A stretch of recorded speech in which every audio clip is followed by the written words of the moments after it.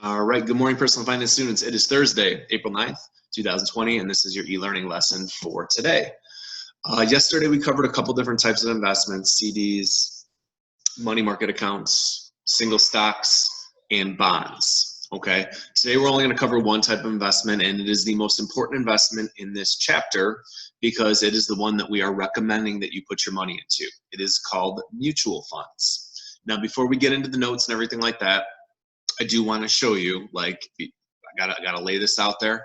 Remember, if you're fat and you want to be skinny, find out what skinny people do that, and you will be skinny.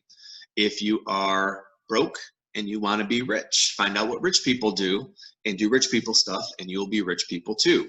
And so what I wanted to show you was, let's see, I think it's this one. Okay, I'm going to share my screen with you guys. And we talked a couple months ago about Warren Buffett. Okay, Warren Buffett, the most successful investor of all time. Okay, and he is telling us, everyday folk, hey, what should you invest in? It's not stocks, it's not bonds, it's not cryptocurrency, it's not any weird thing out there. Listen, look what he is saying. This is the Oracle of Omaha, the most successful investor of all time. Hey, what would you do if you were me? He's telling you right there. Funds, mutual funds. I showed you guys a couple weeks ago. We talked about that Forbes 400 list. There he is, Warren Buffett, number 3, third richest person in America.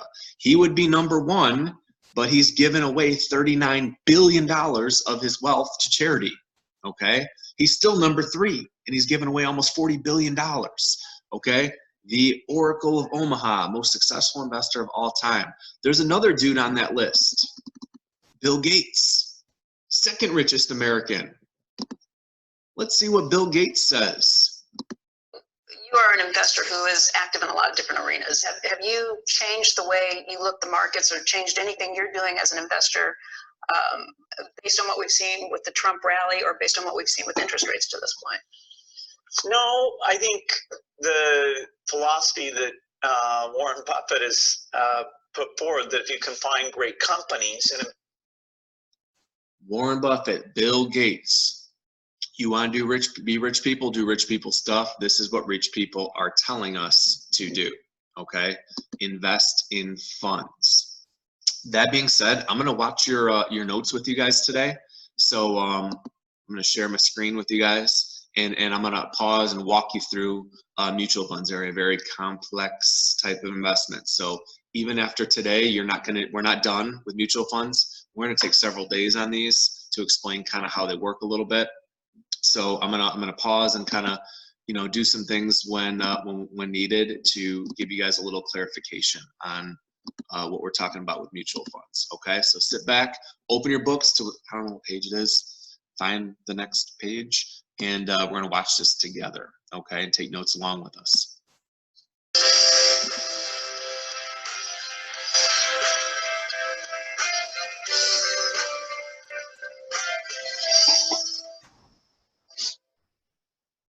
Mutual funds. Mutual funds are where investors pool their money to invest. Portfolio managers manage the pool or the fund, and your return comes as the value of the fund is increased. What in the world did he just say? Let's try this. This is a mutual fund. I'm going to be the mutual fund manager. We're going to open a mutual fund. And you guys are going to invest in it. What's your first name, sir? Randy's going to put some money in. Your name, ma'am? Michelle is going to put some money in. Your name, ma'am? Diana's going to put some money in. David's going to put some money in. Dan is going to put some money in.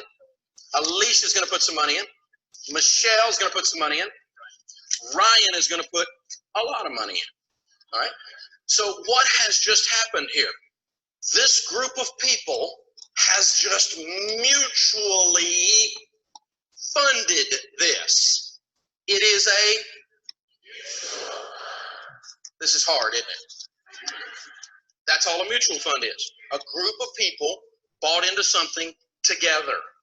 Usually something they couldn't do by themselves. Ooh. Because I don't have $1 billion. But I could buy into a mutual fund that had $1 billion and get some of the advantages of playing with people that have $1 billion. Well, let's talk about that.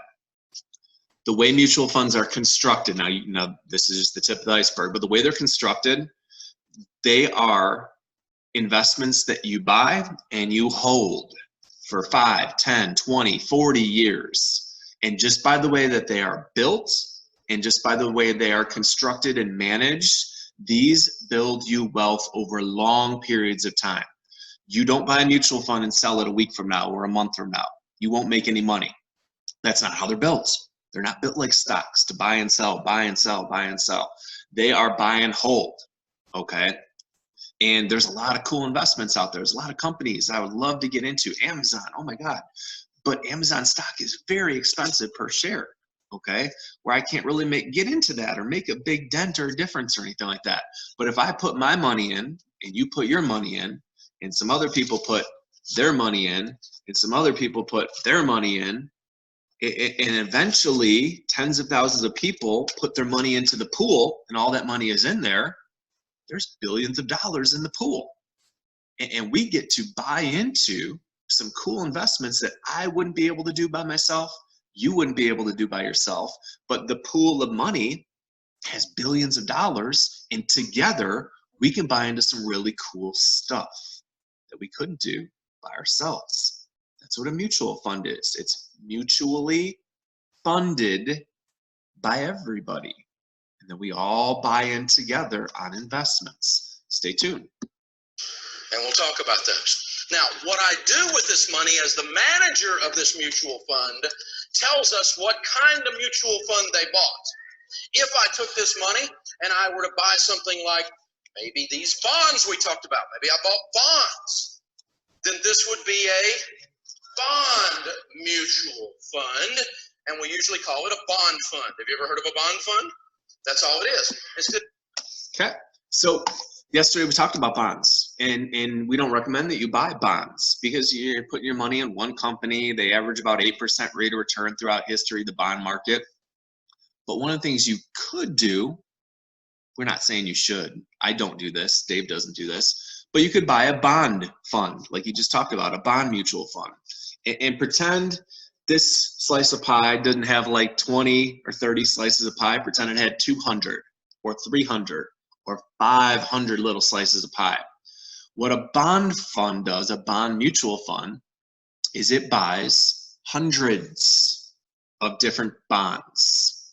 300, 500, 90, 800, 1,000 different bonds. So you buy into a bond fund, and instead of one bond, there's a bunch of bonds in there, okay? And you're spread out, you're diversified, holy diversification. If you're in a bond fund that has 500 different bonds in it, spreading your investment out over 500 different places is ultra diversification. So there's mutual funds made up of bonds. They're called bond funds or bond mutual funds. Those aren't great. We don't recommend that you buy them, but we're just starting and kind of educating you along the way. A bond fund. Instead of you taking $10,000 and buying one bond, if you put $10,000 in this, there'd be a gazillion different bonds in here. And you'd be spread out across a bunch of different bonds. You'd be diversified. You wouldn't have all your eggs where they could get hit with something. You're spread out across more bonds instead of owning just one by being in a bond fund with some other people. Now, if I bought stocks in companies that make things like Dove soap, like Country Crock butter, like Vaseline, like Q-tips, like Slim Fast, like Lipton tea, like Ben & Jerry's ice cream, all detergent, Brute aftershave, Dannon yogurt, Nescafe, Butterfinger, Alpo, Panasonic, or JVC, these are all companies that are not American companies. They're foreign companies. They're overseas companies. Now, a lot of those products are made stateside in factories right here in the U.S. Some of you may work for one of those companies right here in the U.S., but the company is, and certainly their products are consumed here. Those are household names I just named in America. But whether the product is consumed or made here is not what I'm talking about. The company is not an American company. They're an overseas company, which is not a bad thing. But if you were to buy stock, if I were to take the money out of this mutual fund that these people mutually funded, and I bought stock in companies that make things like that, I'd be buying stock in overseas companies. I'd be buying stock in companies internationally. I'd be buying stock in companies in foreign countries. Wait for it. And see, the name of the mutual fund starts to tell you what's in it. If it's a bond fund, what's in there? And so if I'm buying stock from companies that are overseas or companies that are international, this would probably be called an international stock mutual fund. Starting to get it? This is how it works. If I take the money out of here. Okay, so same wheel. There's different categories of mutual funds. And if you were to buy a mutual fund that was in the category called an international fund or an international stock mutual fund, everybody throws their money in the pool. And I don't know, there might be 1,000 different international stock mutual funds you can pick from. You pick one and you take a look at all the companies that they buy, the 500, the 600, the 800 companies, all of those company stocks that we're buying. See, we can buy stocks. We don't want to buy single stocks. We don't want to buy Under Armour or Nike or McDonald's or Walmart or Amazon or all of those. I want you spread out in hundreds of different company stock. That's what a mutual fund is. In an international stock mutual fund, all 500, 800, 290 companies, whatever it is, are all foreign companies. Buy stock in this company, it's a German company, this company, Chinese company, this company, an Italian company, this company, a South Korean tech company, and it's spread out over different hundreds of different companies. We buy stock in hundreds of different companies. That's what an international stock mutual fund is. And I were to take it out and I were to buy something, I were to buy companies maybe like General Electric, maybe like IBM, maybe like AT&T, maybe like Home Depot, maybe like Cracker Barrel, or maybe, I don't know, let's see, here's another one, Federal Express, or maybe Walmart, or maybe Microsoft.